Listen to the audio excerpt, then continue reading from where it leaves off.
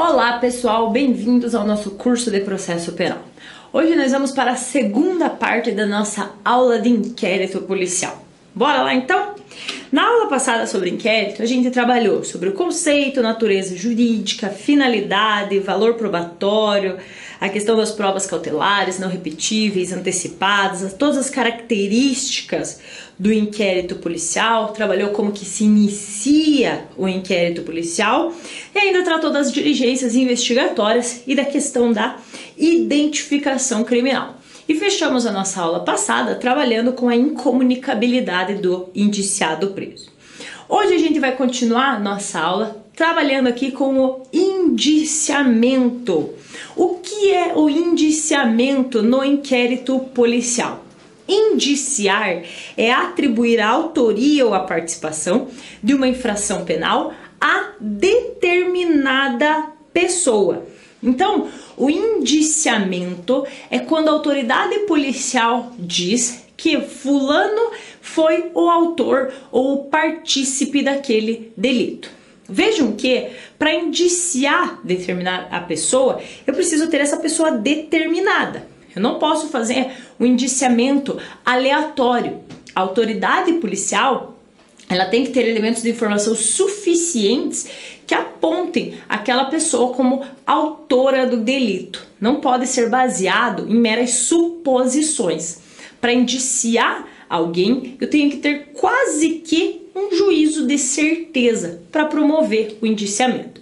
Então, o indiciamento, ele é atribuir a autoria ou participação de uma infração penal a uma determinada pessoa. Isso está previsto no artigo 2º, parágrafo 6º da Lei 12.830, que trata da investigação pelo delegado de polícia.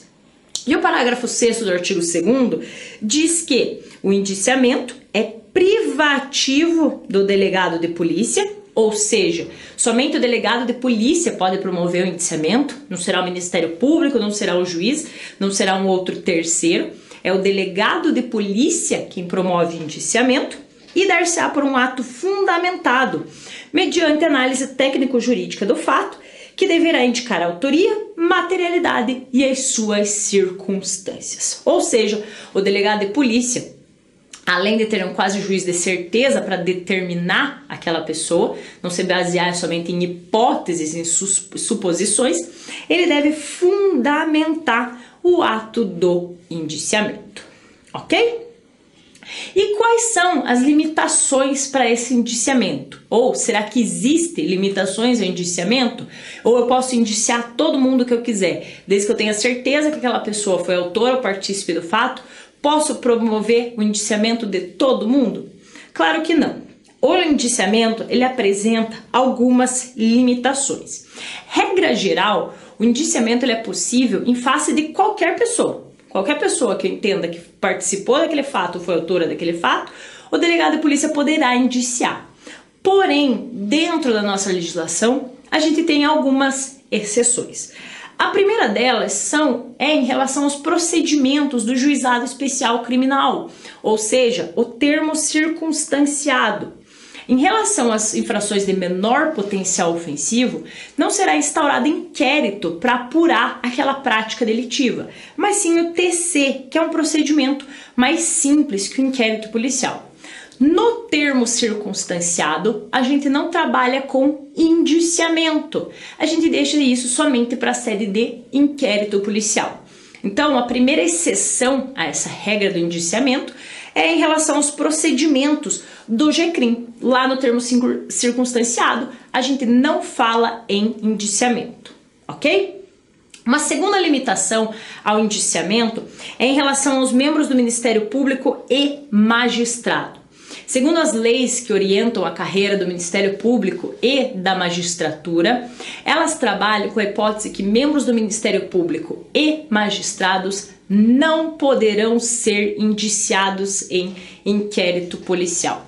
A autoridade policial, ao longo das diligências investigativas, se tomar conhecimento, se chegar a seu conhecimento que um membro do Ministério Público ou um magistrado participou daquele delito, deve encaminhar cópias para o superior do Ministério Público e para o Tribunal competente para que eles façam essa apuração em relação ao fato.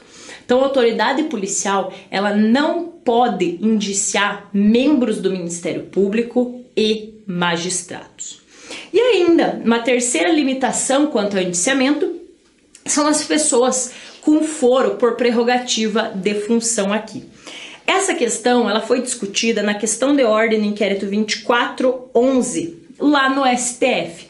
E o STF, nessa questão de ordem aqui, entendeu que há necessidade de autorização do ministro ou desembargador relator para início do inquérito e indiciamento. Ou seja, se eu não tiver essa autorização do ministro ou do desembargador, eu não posso instaurar um inquérito policial e muito menos indiciar alguém que detenha foro por prerrogativa de função. Então, o indiciamento, que é aquele ato para imputar a autoria ou a participação de uma infração penal a uma pessoa determinada, regra geral, pode ser feito em face de qualquer pessoa, com exceção dessas questões que a gente viu aqui. Os procedimentos do GCRIM, MP e magistrados e pessoas com foro por prerrogativa de função. Em relação a essas questões aqui, o indiciamento não poderá ser realizado. Ok? E dentro dessa questão de indiciamento, ora, a gente pode trabalhar também com a questão do desindiciamento. Pode a autoridade policial, depois de indiciar alguém, desindiciar essa pessoa? Sem problemas nenhum. A doutrina majoritária diz que, de repente, a pessoa foi indiciada já lá no início do inquérito policial. Se ao longo das diligências investigatórias ficar demonstrado que essa pessoa não teve participação na prática delitiva, poderá ser oferecido o desindiciamento. Poderá ser promovido, então, o desindiciamento dessa pessoa aqui. Retirar ela como provável autor ou partícipe daquele fato, ok? E já se encaminhando aqui para o final do nosso estudo de inquérito policial, a gente precisa trabalhar com a questão da conclusão do inquérito policial. Como que eu vou concluir esse inquérito após a realização de todas as diligências investigativas? Primeira coisa, dentro da conclusão do inquérito policial, é que a gente precisa trabalhar com o prazo do inquérito. Lembra que a aula passada a gente trabalhou com as características do inquérito policial e eu mencionei para vocês que o inquérito policial é um procedimento temporário, ou seja, que tem prazo para ser concluído? Ok, e qual é esse prazo que a gente tem, que a autoridade policial tem para concluir um inquérito policial? Vamos lá?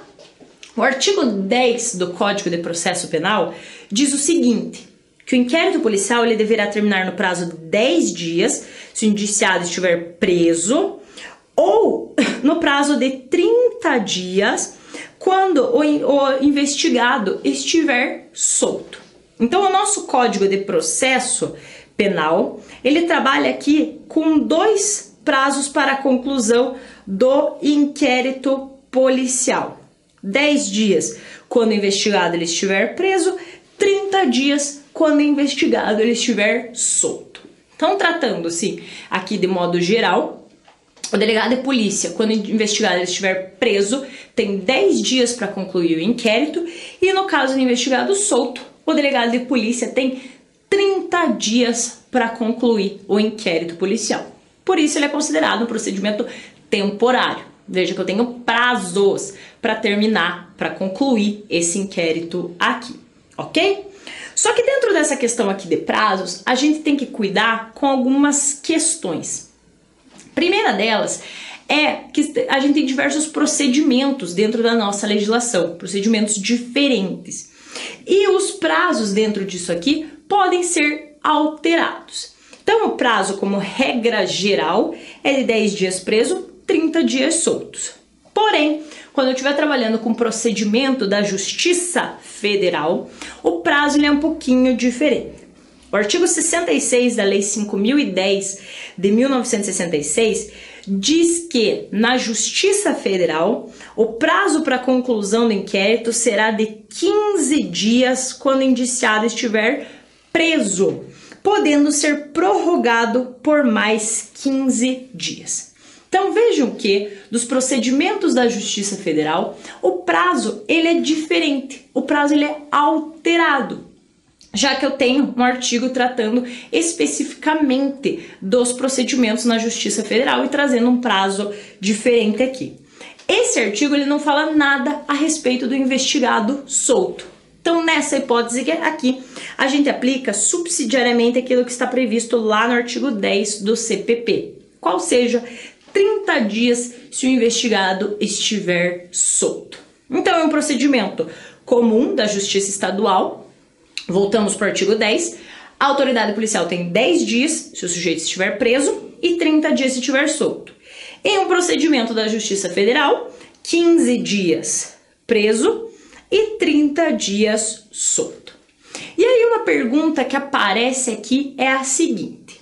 No artigo 66, ele fala lá que o prazo será de 15 dias, podendo ser prorrogado por mais 15.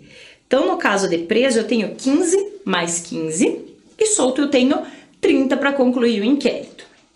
Lá no artigo 10, não fala nada. Fala que terá 10 dias para concluir se estiver preso e 30 solto. A pergunta é, esses prazos aqui poderão ser prorrogados? Vejam que lá o artigo 66 fala, o artigo 10 não fala nada. E agora, posso prorrogar esses prazos aqui ou não? Então, vamos entender essa questão aqui.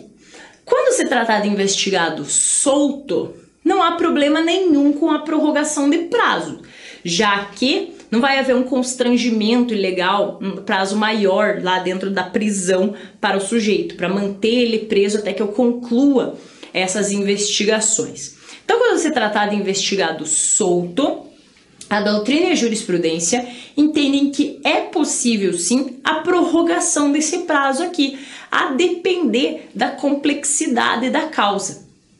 Então, se de repente o delegado de polícia não consegue concluir o inquérito policial dentro do prazo de 30 dias, em razão da complexidade do fato, ele pode pedir a prorrogação desse prazo aqui para o Ministério Público e para o magistrado. Então, em relação ao prazo do investigado solto, não há problema nenhum em relação à sua prorrogação. No procedimento da Justiça Federal, a gente também não tem problema nenhum, já que o próprio artigo 66 trabalha com a hipótese de prorrogação do prazo para a conclusão do inquérito. A questão é, aqui no procedimento comum da Justiça Estadual, posso prorrogar o prazo de 10 dias? Em regra, a doutrina majoritária diz que não. Eu não poderia prorrogar, já que o sujeito está preso e o artigo 10 não fala nada em prorrogação.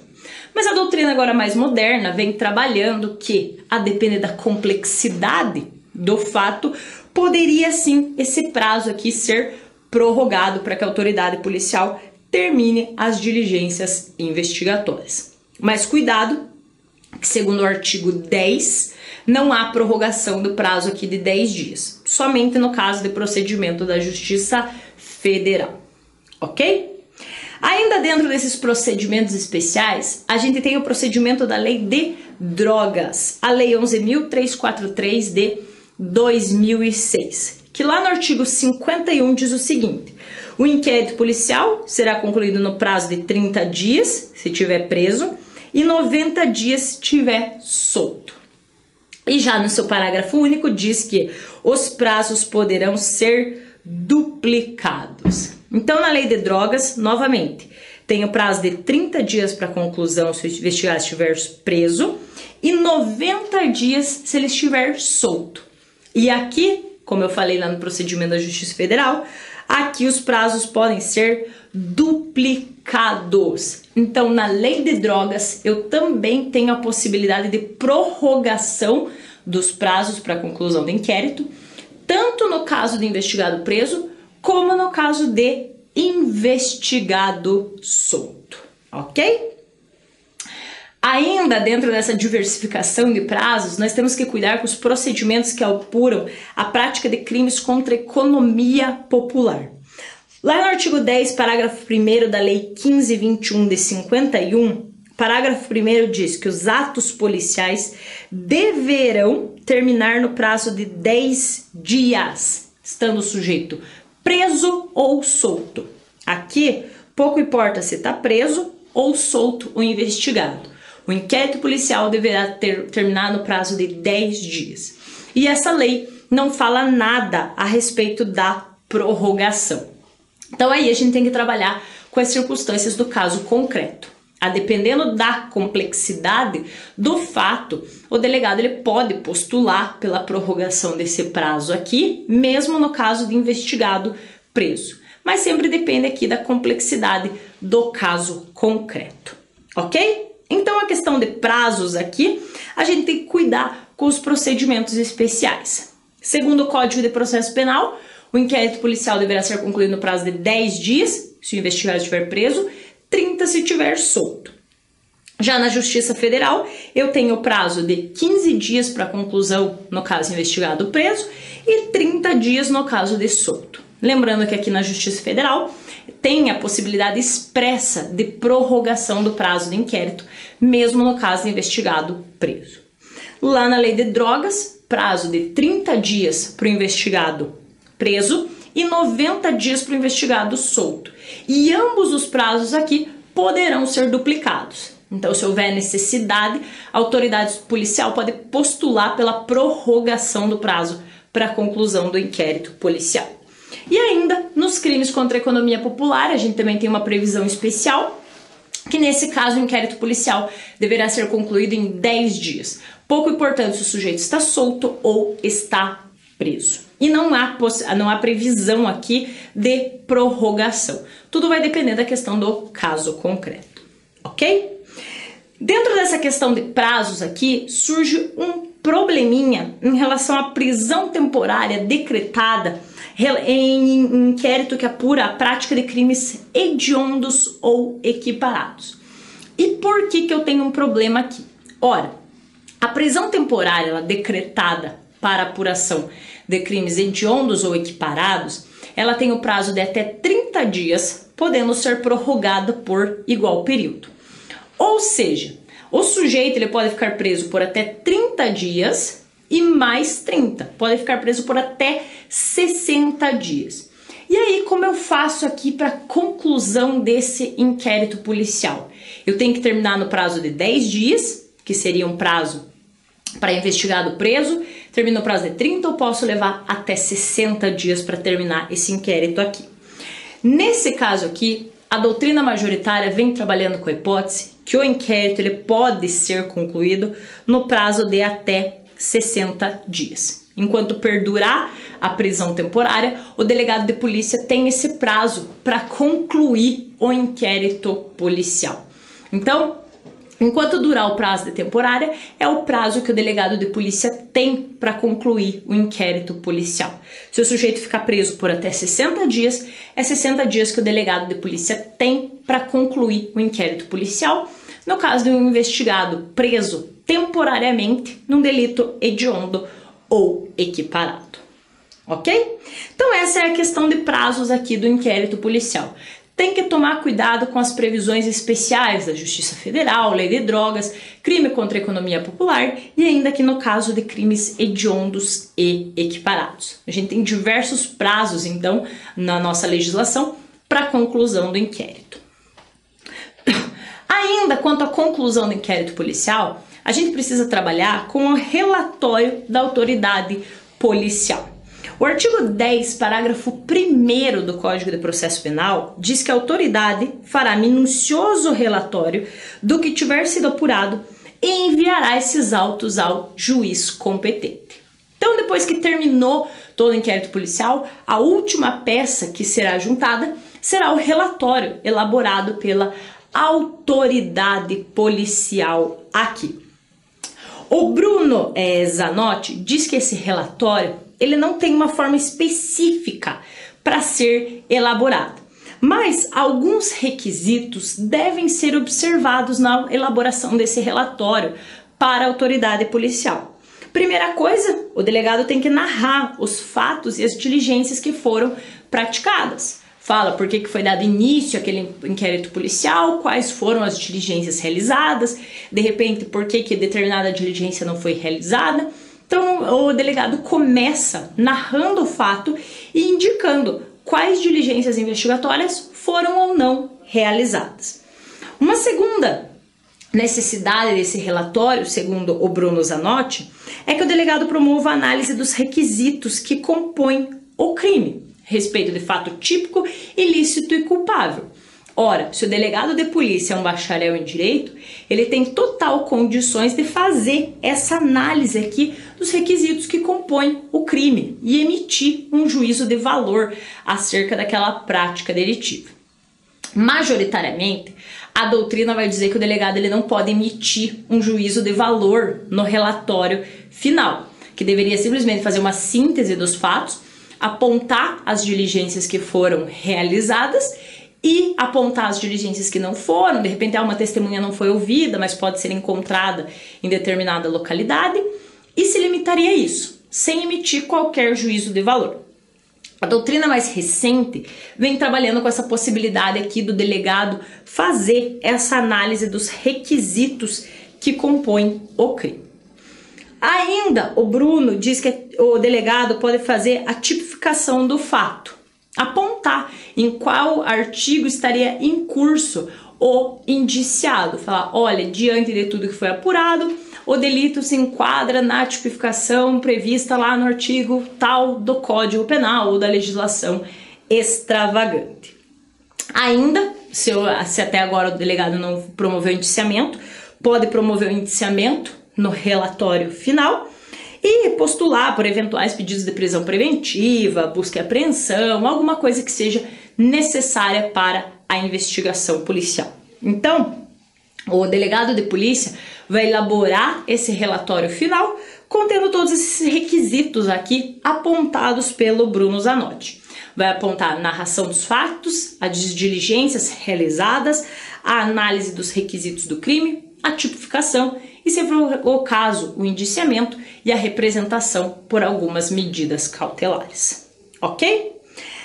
Uma questão que aparece aqui dentro do relatório é necessário exaurir toda a produção de elementos de informação? O delegado tem que ter produzido todos os elementos de informação possível para aí concluir o inquérito, realizar o relatório e encaminhar para a autoridade competente? Não é necessário exaurir toda a produção dos elementos de informação. De repente, se uma testemunha não pôde ser ouvida, o delegado aponta isso no seu relatório, falando que, olha, determinada testemunha não foi ouvida pelos motivos tais, mas ela pode ser encontrada nesse endereço aqui, e aponta onde essa testemunha pode ser realizada. E diz por que algumas diligências investigatórias, alguns elementos de informação não foram produzidos. Mas não há a necessidade de exaurir toda a produção de elementos de informação, ok? Então, a última peça a ser juntada no inquérito policial vai ser o relatório da autoridade policial, que ela vai relatar tudo o que aconteceu ao longo do inquérito policial, ok? Cuidado que, na Lei de Drogas, no artigo 52, inciso 1, a Lei de Drogas ela traz alguns requisitos mínimos que devem conter nesse relatório elaborado pela autoridade policial no momento de conclusão do inquérito policial. E quais seriam esses requisitos mínimos que a Lei de Drogas exige para a elaboração do relatório policial? Veja que o inciso 1 diz que a autoridade policial relatará sumariamente as circunstâncias do fato, justificando as razões que levaram à classificação do delito, indicando a quantidade e a natureza da substância apreendida, o local e as condições em que se desenvolveu a ação, as circunstâncias da prisão, a conduta, a qualificação e os antecedentes do agente. Então, no caso da Lei de Drogas aqui, o delegado ele deve emitir um juízo de valor no seu relatório final. Diferente do que a doutrina fala para os outros procedimentos, em que o delegado não deve emitir um juízo de valor, na Lei de Drogas, a própria lei determina que o delegado exerça esse juízo de valor ao elaborar o relatório final, que tem que conter esses requisitos mínimos aqui: a quantidade de droga apreendida, o local em que foi a apreensão, as circunstâncias em que ocorreu toda a prática delitiva. ok? Ainda na conclusão do inquérito policial, quem é o destinatário do inquérito? Para quem que o delegado vai encaminhar o inquérito policial após concluir, após elaborar o relatório, fechar o inquérito? Para quem que o delegado encaminha esse inquérito policial? O artigo 10, parágrafo 1º, diz que a autoridade fará minucioso relatório do que tiver sido apurado e enviará os autos ao juiz competente. Cuidado com essa questão aqui. O nosso código ele já é muito antigo, foi elaborado ainda quando prevalecia a questão do sistema inquisitório. Com a Constituição Federal de 88, e agora a gente adotando o sistema acusatório, os autos de inquérito policial deverão ser encaminhados não ao juiz competente, mas ao Ministério Público, que é titular da ação penal pública. Então, quando o delegado de polícia ele concluir um inquérito em que apure a prática de um delito de ação penal pública, ele deve encaminhar os autos ao Ministério Público, que é o titular da ação penal, e não ao juiz competente. Então, esse trâmite deve ser realizado entre delegado e Ministério Público. Caminha para o Ministério Público para ver se vai haver a propositura da ação penal ou não. Então, esse artigo 10, parágrafo 1º, ele deve ser relido. Exclui esse juiz competente e diz que o delegado vai encaminhar os autos de inquérito para o Ministério Público. Inclusive, a Resolução 63 do Conselho da Justiça Federal já trabalha com essa hipótese, que os autos de inquérito tramitem entre delegado e Ministério Público Federal, que não há necessidade de passar primeiro para o juiz competente, para daí o juiz encaminhar para o Ministério Público. Então, o destinatário dos autos de inquérito policial é o titular da ação penal. Nesse nosso caso aqui, o Ministério Público. Mas e se eu estiver trabalhando com ação penal privada, Magda? Para quem que eu mando o inquérito? Mando inquérito lá para casa da pessoa? Olha, pessoa, concluí o inquérito policial, faça o que você quiser. Claro que não. O artigo 19 do Código de Processo Penal diz que, nos crimes em que não couber ação pública, os autos de inquérito serão remetidos ao juízo competente, onde aguardarão a iniciativa do ofendido ou do seu representante legal, ou serão entregues ao requerente, se o pedir, mediante traslado. Então, ao concluir um inquérito policial que apura a prática de um delito de ação penal privada, o delegado vai encaminhar os autos de inquérito ao juízo competente, aguardando a iniciativa do querelante ou de seu representante legal. Ou ainda, se for o caso, o querelante pode postular cópias do inquérito policial junto da autoridade policial, que vai fornecer essas cópias para que possa oferecer de repente a queixa-crime em juízo, ok? Então, os destinatários do inquérito: Ministério Público, nos crimes de ação penal pública, e ao juízo competente nos casos de ação penal privada. E os autos de inquérito ficam lá, aguardando a iniciativa do querelante, ok? Encaminhados os autos ao Ministério Público aqui, ao titular da ação penal, quais providências podem ser adotadas pelo Ministério Público ao receber o inquérito policial pelo delegado de polícia? O que o Ministério Público pode fazer? Primeira coisa, o Ministério Público pode oferecer a denúncia, dar início a uma ação penal contra o indiciado. Então, o Ministério Público tem uma primeira providência que pode ser adotada, é o oferecimento da denúncia. Uma segunda providência que pode ser adotada ainda pelo Ministério Público é o pedido de arquivamento dos autos de inquérito. De repente, o Ministério Público visualiza que não há lastro probatório mínimo para iniciar uma ação penal contra determinada pessoa, o Ministério Público pode promover o pedido de arquivamento do inquérito policial. Uma terceira hipótese ainda, o Ministério Público pode requerer mais diligências. O Ministério Público recebe os autos de inquérito policial, olha lá e fala: tá faltando alguma coisa. Eu ainda não tenho um lastro probatório mínimo para oferecer denúncia, mas eu acho que se realizada mais diligências a gente consegue um lastro probatório mínimo. Então o Ministério Público pode requerer mais diligências também ao delegado de polícia.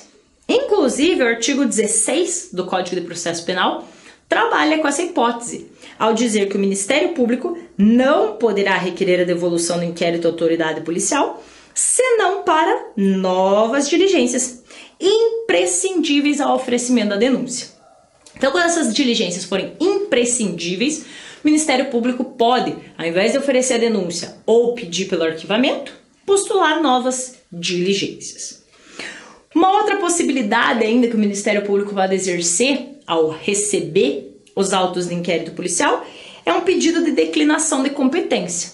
O Ministério Público, repente, o Ministério Público Estadual recebe um inquérito que está apurando um crime de competência federal. O Ministério Público pede que seja encaminhado ao juízo competente, já que ele não é competente para atuar naquele caso em específico. E também pode suscitar um conflito de atribuições, quando eu tenho um conflito aqui entre ministérios públicos. De repente, o Ministério Público recebe um delito que está, um inquérito policial em que se apurou a prática de homicídio, mas ele trabalha com a questão de crimes de trânsito. Ele fala, olha, não é da minha competência isso aqui. O Ministério Público que eu trabalho é especializado nisso, então não é de minha atribuição esse inquérito aqui. E pede para que seja encaminhado ao Ministério Público competente para apurar aquele delito, ok? Então essas são as providências que o Ministério Público pode adotar. Oferecer a denúncia, pedir o arquivamento do inquérito policial, requisitar mais diligências para o delegado de polícia, pedir que os autos de inquérito sejam encaminhados para o juízo competente ou ainda suscitar um conflito de atribuições, porque entendem que naquele caso não é a atribuição dele, não é da especialidade ali daquela promotoria que seja encaminhada para a promotoria que detém a atribuição necessária para esse caso aqui. Tudo bem? Falamos ali que uma das providências que podem ser adotadas pelo Ministério Público é o pedido de arquivamento dos autos de inquérito policial. E como que funciona esse arquivamento do inquérito policial? Primeiramente, o arquivamento ele é um ato complexo. Como assim um ato complexo? Ele depende da manifestação de duas partes. É o Ministério Público quem postula pelo arquivamento, faz o pedido de arquivamento, mas quem determina o arquivamento é o juiz competente. Então eu preciso de duas manifestações aqui para que o arquivamento possa ocorrer. Por isso ele é considerado um ato complexo. Primeiro, manifestação do Ministério Público. Segundo, a determinação do juiz para o arquivamento. Ok? E quais são os fundamentos que podem levar o arquivamento de um inquérito policial? Dentro do Código de Processo Penal, a gente não tem um artigo específico que fale, olha, diante dessas circunstâncias aqui, o Ministério Público vai poder postular pelo arquivamento do inquérito policial. Eu não tenho essas hipóteses aqui. Então, o que a gente faz? A gente aplica analogicamente os artigos 395, que trata da rejeição da peça acusatória, e o 397, que trata da absolvição sumária.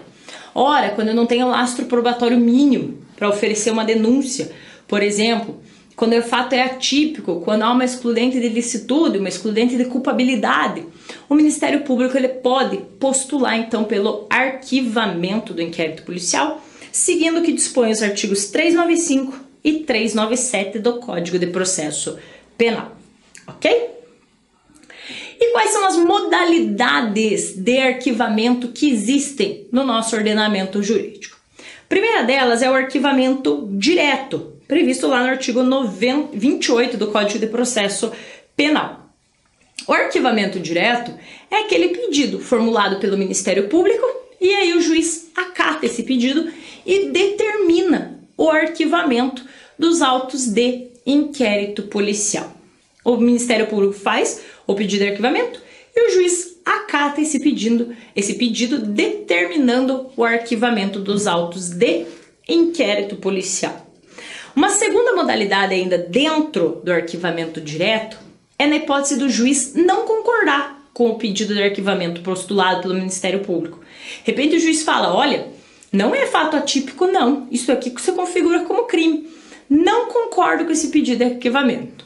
E aí, se o juiz não concordar com a promoção de arquivamento promovida pelo Ministério Público, o que ele faz? O artigo 28 traz a resposta para essa questão aqui. Fala lá que o juiz, no caso de considerar improcedentes as razões invocadas, fará a remessa do inquérito ao procurador-geral. E esse vai oferecer a denúncia, vai designar outro órgão do Ministério Público para oferecer a denúncia, ou vai insistir no pedido de arquivamento, ao qual só então estará o juiz obrigado a atender. Então, quando o juiz ele não concorda com o pedido formulado pelo Ministério Público, ele encaminha para o procurador-geral. Aí o procurador-geral ou vai ele oferecer a denúncia, ou vai designar outro promotor para oferecer a denúncia, ou ele vai insistir na hipótese de arquivamento. Quando ele insiste na hipótese de arquivamento, o juiz é obrigado a aceitar. E essa insistência aqui na hipótese de arquivamento também é chamado de arquivamento direto. Então, nós temos arquivamento direto em duas situações. Como o promotor formula o pedido de arquivamento e o juiz aceita, e na outra hipótese é quando o procurador-geral insiste já no pedido de arquivamento formulado pelo promotor anterior e o juiz tem que acatar, ok? Uma segunda modalidade de arquivamento é chamado arquivamento indireto. O que é esse arquivamento indireto aqui? Nesse caso, o Ministério Público, em vez de ele oferecer a denúncia, ele não faz um pedido de arquivamento e não oferece a denúncia. Nesse caso aqui, ele pugna pela remessa dos autos ao juízo competente. O Ministério Público fala, olha, não é da nossa atribuição a apuração desse delito aqui. Digamos que chega para o Ministério Público Estadual um procedimento que está apurando um crime de competência federal. Ao invés de oferecer a denúncia e ao invés de postular pela promoção do arquivamento, o Ministério Público pede a remessa dos autos ao juízo competente. Ao fazer isso, ao pedir essa remessa dos autos de inquérito ao juízo competente, a doutrina entende que isso seria um arquivamento indireto, porque você está arquivando esses autos naquela promotoria ali, mas encaminhando para competente, porque não vai seguir ainda naquele juízo, será encaminhada para um outro. Então aqui, esse caso é o chamado arquivamento indireto, ok? Quando o Ministério Público ele deixa de oferecer a denúncia, deixa de fazer a promoção do arquivamento e pede a remessa para o juízo competente. Ainda nós temos uma terceira modalidade de arquivamento, que é o chamado arquivamento implícito. O que é o arquivamento implícito? O arquivamento implícito, nesse caso aqui, ao oferecer a denúncia, o Ministério Público ele deixa de incluir algum fato ou algum dos indiciados e não fundamenta essa não inclusão. Simplesmente eu tinha 2 indiciados no fato, o Ministério Público oferece denúncia somente contra um, mas não diz por que não ofereceu denúncia contra o outro. Contra esse outro aqui, a doutrina entende que houve um arquivamento implícito. Ora, se ele não foi incluído na denúncia, é porque contra ele foi arquivada aquela situação. Então esse seria o chamado arquivamento implícito, quando o Ministério Público, ao oferecer a denúncia, deixa de incluir algum fato ou algum sujeito naquela denúncia. Muito cuidado aqui. Essa modalidade de arquivamento não é admitida no nosso ordenamento jurídico. O Ministério Público ele não pode deixar de incluir um fato ou um indiciado na denúncia sem justificar por que ele não está fazendo aquilo. Então, o arquivamento implícito, apesar de existir doutrinariamente para a gente poder trabalhar isso aqui, ele não é permitido na prática. Se o Ministério Público, diante de 2 indiciados, somente oferece denúncia em relação a um, ele tem que justificar por que não está oferecendo a denúncia em relação a outro, ok? Então são essas 3 modalidades de arquivamento que a gente tem aqui: direto, indireto e implícito. Ainda dentro do arquivamento, eu pergunto para vocês: as partes podem recorrer de uma decisão que determina o arquivamento? Há possibilidade de recurso contra a decisão judicial que determina o arquivamento dos autos? Regra geral, não. Não teria um recurso específico para eu recorrer contra aquela decisão que determina o arquivamento. Mas a gente tem algumas exceções dentro do nosso ordenamento que prevêem a possibilidade de recorrer daquela decisão.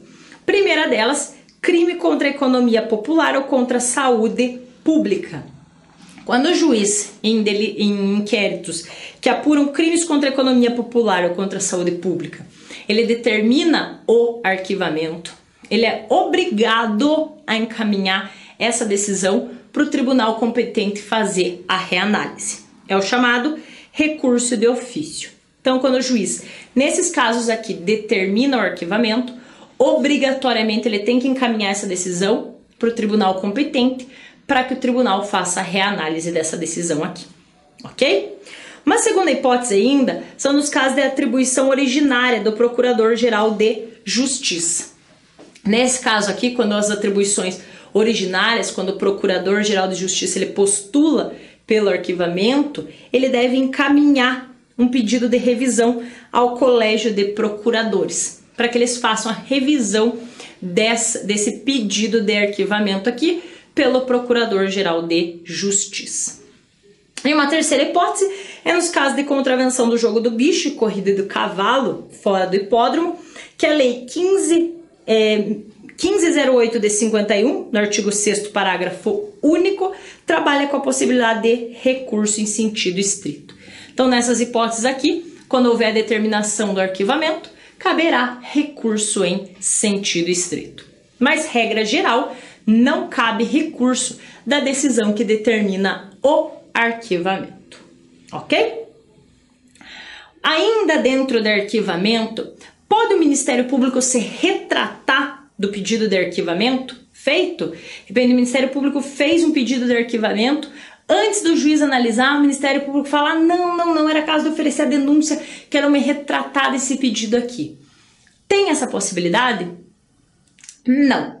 O Ministério Público ele só vai poder se retratar desse pedido de arquivamento aqui, ou voltar atrás, ou oferecer uma denúncia, no caso de novas provas. A súmula 524 do STF diz que arquivado inquérito policial por despacho do juiz a requerimento do promotor, não pode a ação penal ser iniciada sem novas provas. Então, uma vez fornecida a promoção de arquivamento, postulada a promoção de arquivamento, o Ministério Público ele não pode se retratar desse pedido, dessa requisição pelo arquivamento, a não ser que tenham provas novas que permitam dar início à ação penal, ok? Ainda dentro do arquivamento, a gente precisa trabalhar com a hipótese de arquivamento determinado por juiz absolutamente incompetente e certidão de óbito falsa. Se o juiz absolutamente incompetente determina o arquivamento em razão de atipicidade do fato, pode o Ministério Público dar início a uma ação penal, promover o desarquivamento, alegando que o juiz é absolutamente incompetente? Não.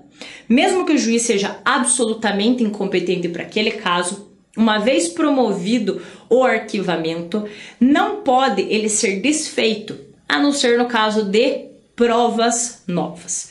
Mesmo que o juiz seja absolutamente incompetente, eu não posso desarquivar e iniciar novamente as investigações contra o acusado sem que eu tenha provas novas, mesmo que o juiz seja absolutamente incompetente.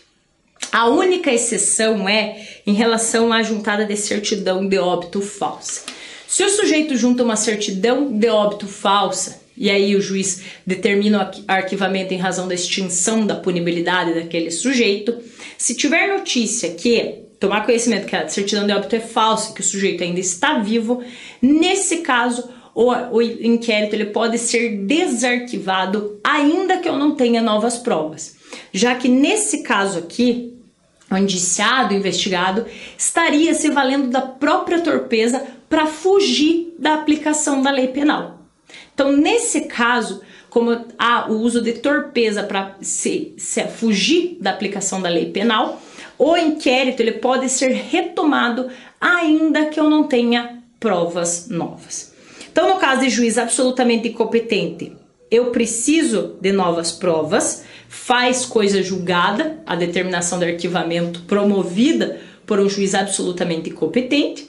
E no caso de certidão de óbito falso, eu posso retomar o inquérito, mesmo que eu não tenha provas novas, em razão do uso da torpeza por parte do investigado ou do indiciado, ok? E aí, nessa questão do arquivamento, posso promover o desarquivamento do inquérito? Ora, como eu já estou aqui falando para vocês, o desarquivamento ele poderá ser realizado, desde que eu tenha provas novas para dar início à ação penal. Inclusive, a redação do artigo 18 do CPP fala: depois de ordenado o arquivamento do inquérito pela autoridade judiciária, por falta de base para a denúncia, a autoridade policial poderá proceder a novas pesquisas se de outras provas tiver notícia. E, novamente, súmula 524, fala que o inquérito não poderá ser retomado senão sem novas provas. Então, claro, é possível sim eu promover o desarquivamento, desde que tenham provas novas que permitam. Se o conjunto probatório permanece o mesmo, eu não vou poder desarquivar esse inquérito policial. Se novas provas surgem, eu posso desarquivar o inquérito, ok? E para fechar essa aula de inquérito policial, só falta a gente ver a questão do trancamento do inquérito policial. O que é esse trancamento do inquérito policial, Magda? Ora, digamos que a autoridade policial dá início ao inquérito policial contra determinada pessoa. No curso do inquérito, a pessoa toma conhecimento disso e vê que aquele fato que está sendo apurado é fato atípico. Ora, a pessoa ela precisa se conformar que tem um inquérito contra ela apurando um fato atípico? Ela pode fazer alguma coisa ou ela não pode fazer nada? Nesse caso aqui, a gente sabe que a instauração de um inquérito policial, ela causa um constrangimento para a pessoa. Ninguém quer estar sendo investigado por algum delito ou por algum fato. Isso causa um certo constrangimento para a pessoa, até em relação toda à sociedade.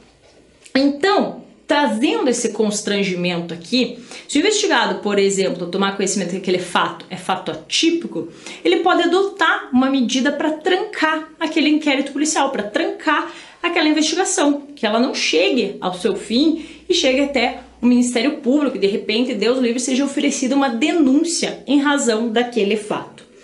Então, quando a instauração do inquérito policial ela se mostrar abusiva ou ilegal, é possível que o investigado ele peça o trancamento do inquérito policial. E como que ele vai pedir o trancamento desse inquérito policial?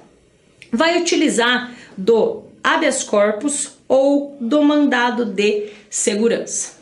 Quando estiver diante de um inquérito abusivo ou ilegal, o investigado ele pode se valer do habeas corpus ou do mandado de segurança para trancar esse inquérito policial aqui.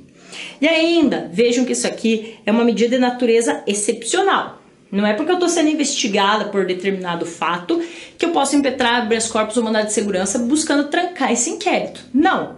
O inquérito ele só vai ser trancado diante de abusividade, ilegalidades. De repente, já está extinta a punibilidade daquele delito. Eu posso trancar aquele inquérito policial. Então, o trancamento do inquérito policial é uma medida excepcional que só deverá ser tomada diante de abusividades ou ilegalidades. E a gente faz isso através do habeas corpus ou do mandado de segurança, ok?